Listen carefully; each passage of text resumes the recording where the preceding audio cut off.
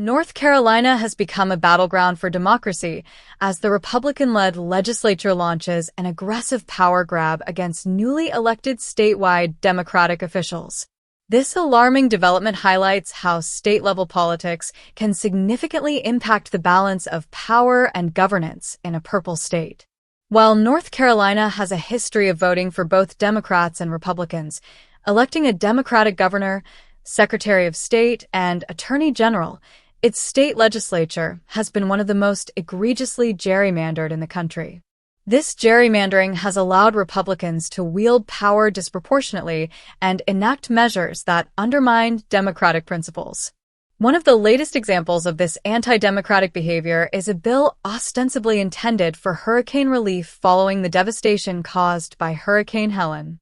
However, Republicans in the legislature loaded this bill with provisions designed to strip power from the Democratic governor and other statewide officials.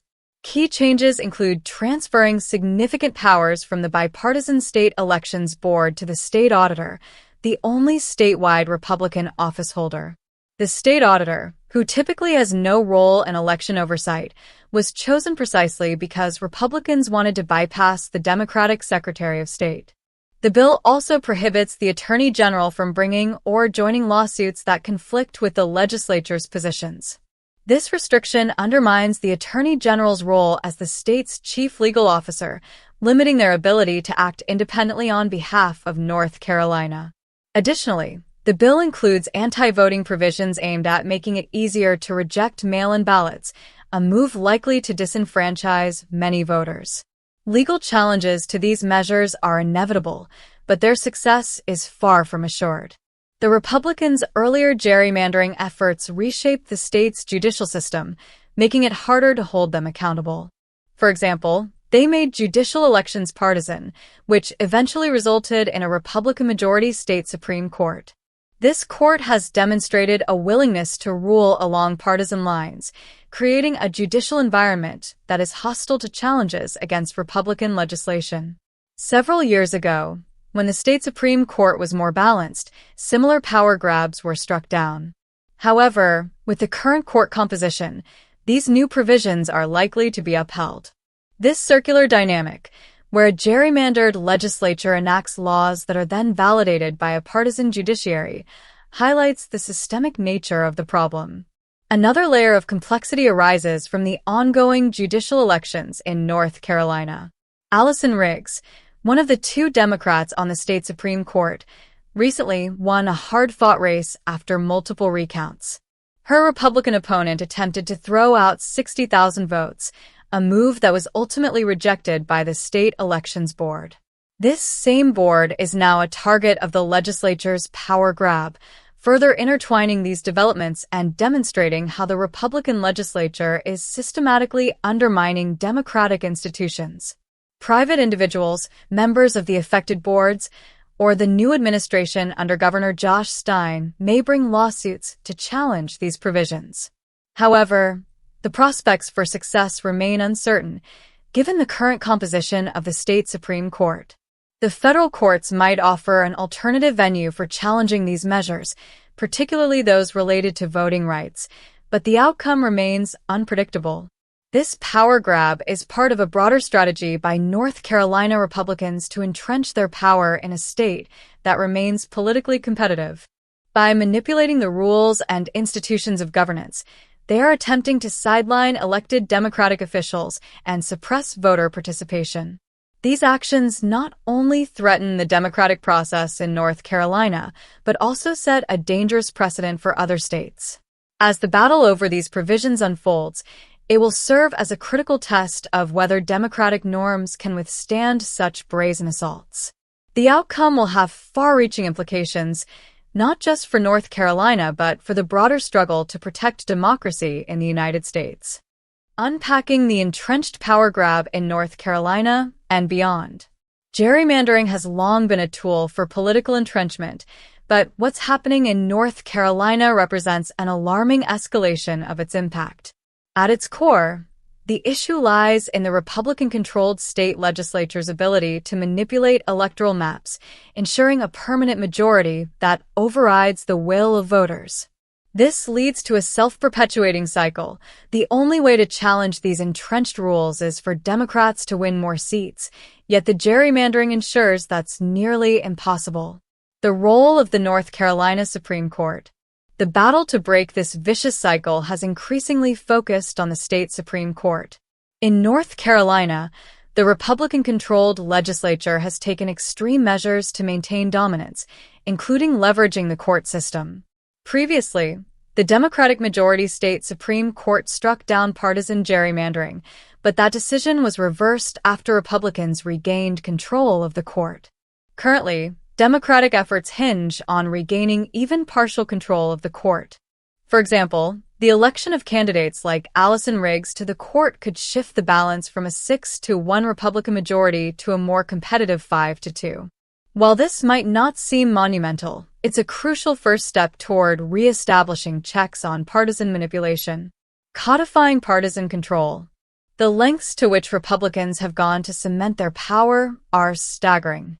A recent bill passed by the legislature includes a provision requiring that any vacancy on the state Supreme Court be filled by someone chosen from a list provided by the political party of the departing justice. This provision essentially removes the governor's ability to appoint justices, stripping away yet another avenue for Democrats to challenge Republican dominance. The implications are profound. If a justice leaves the court, perhaps to accept a federal judicial appointment, Republicans ensure their party's control remains intact. This is more than a temporary measure. It's a calculated move to maintain a Republican majority in perpetuity. Stripping power from the governor. This power grab doesn't stop at the judiciary. Republican legislators in North Carolina have systematically targeted the powers of the Democratic governor, Josh Stein. From election oversight to administrative functions, the legislature has sought to strip Stein of any authority that could counterbalance their control. The question becomes, what powers does Stein have left? This is a concentrated effort to ensure that even the executive branch cannot serve as a check on legislative overreach. Broader implications for Democratic strategy. This isn't just a North Carolina problem. In states like Wisconsin, Michigan, and Pennsylvania, Republican legislators have employed similar tactics when faced with Democratic governors. These actions underscore a stark contrast in how the two parties wield power. When Democrats win, they rarely move to strip Republicans of authority. Yet when Republicans lose, they consistently work to undermine the power of the incoming Democratic administration. The disparity in approaches raises questions about the Democratic Party's strategy and resilience in the face of such challenges. While Republicans aggressively consolidate power, Democrats often rely on traditional norms and good governance principles that their opponents have abandoned.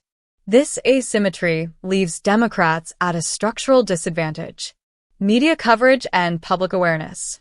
A significant part of the problem lies in how these power grabs are covered or ignored by the mainstream media. National outlets often fail to provide adequate attention to state-level battles, like the one unfolding in North Carolina. When these issues are reported, they're frequently framed as isolated political squabbles rather than systemic threats to democracy. The lack of sustained media scrutiny allows these actions to fly under the radar, even as they undermine democratic institutions. For instance, how many national outlets have dedicated significant coverage to the Republican legislature's power grab in North Carolina? The answer is depressingly few. Instead, the focus often shifts to more sensational, horse race-style political coverage. The role of independent platforms. This is where independent organizations like Democracy Docket step in. Founded by Mark Elias, Democracy Docket has become a critical player in exposing and challenging Republican efforts to suppress voting rights and entrench power. Unlike legacy media outlets, platforms like Democracy Docket approach these issues with the urgency they deserve, providing detailed analysis and actionable insights for those who want to fight back. The path forward. For Democrats, breaking the cycle of gerrymandering and power grabs requires a multifaceted approach. First, they must invest in state-level judicial and legislative races, even in the face of gerrymandered odds. Building a pipeline of strong candidates and grassroots support can help chip away at Republican majorities over time. Second, Democrats must prioritize structural reforms at the state level. This includes pushing for independent redistricting commissions and advocating for judicial reforms that limit partisan influence on state courts. Finally, there needs to be a concerted effort to raise public awareness. Independent media, advocacy groups, and grassroots organizations must work together to shine a spotlight on these anti-democratic practices. The more voters understand the stakes, the harder it becomes for legislators to operate in the shadows. The fight against gerrymandering and power grabs is daunting, but it's not insurmountable. By focusing on state courts, investing in local races, and leveraging independent platforms to raise awareness, Democrats can begin to reclaim the ground lost to Republican entrenchment. This battle isn't just about partisan advantage, it's about preserving the integrity of democracy itself.